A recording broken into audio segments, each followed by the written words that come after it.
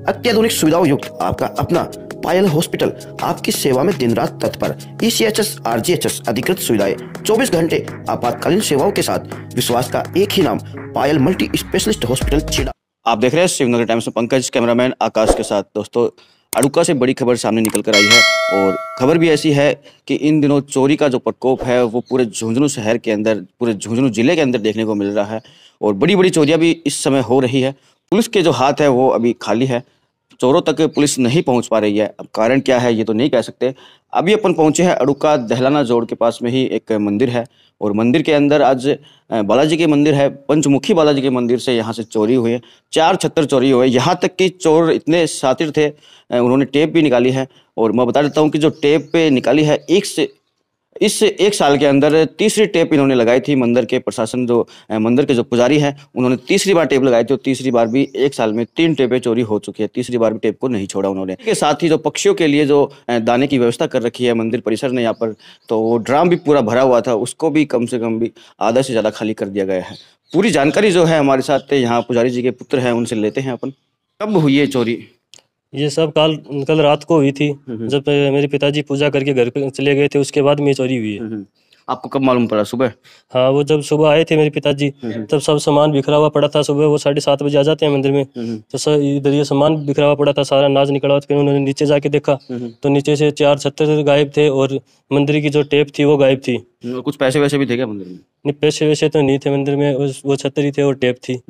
और उसके बाद में उन्होंने पास में ही बुलाया सभी को, तो उन्होंने रिपोर्ट की पुलिस में। पुलिस वाले आए भी, उन्होंने सारी जांच भी की, देखे भी और रिपोर्ट भी, FIR भी दर्ज करवाई है।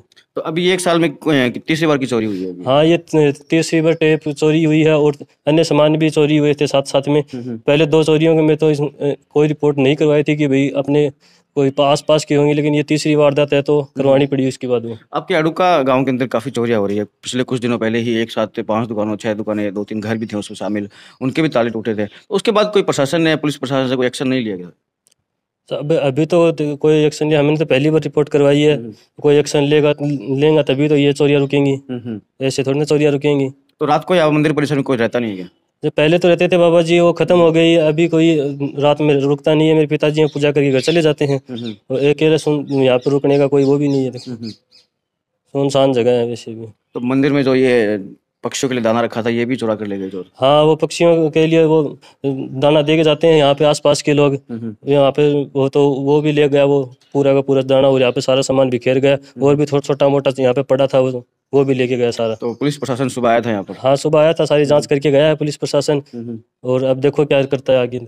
तो ये भी एक अच्छी बात है कि पुलिस प्रशासन ने तुरंत मौके पर पहुंच जाता है, कार्रवाई तो करता है कम से कम।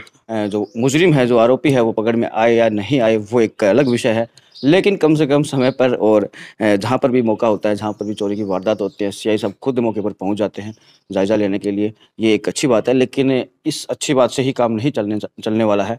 मैं कहूँगा कि CI साहब और चिड़ावा पुलिस थाने को इस और विशेष ध्यान देना होगा कि चिड़ावा शहर और आसपास के इलाकों में छोटी मोटी चोरियों से लेकर बड़ी बड़ी चोरियां भी होने लग गई है।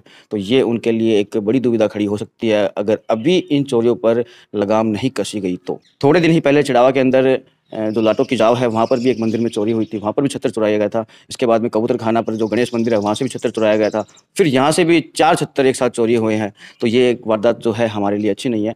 ये वारदातें आगे धीरे धीरे चलकर बड़ी होंगी, ये हमारे घर तक भी पहुँचेंगी। तो पुलिस प्रशासन को इस और सख्त कड़ी कार्रवाई करनी चाहिए। इससे जो चोरी की वारदात हो रही है, इन पर ध्यान देना चाहिए और अंकुश लगाना चाहिए। मैं तो यही कहूँगा कि पूरे झुंझुनू जिले के अंदर ये चोरियों का जो प्रकोप है चरम सीमा पर जा चुका है, तो ध्यान रखना चाहिए पुलिस प्रशासन को भी। तो देखते रहिए शिवनगरी टाइम्स, जुड़े रहिए शिवनगरी टाइम्स के साथ।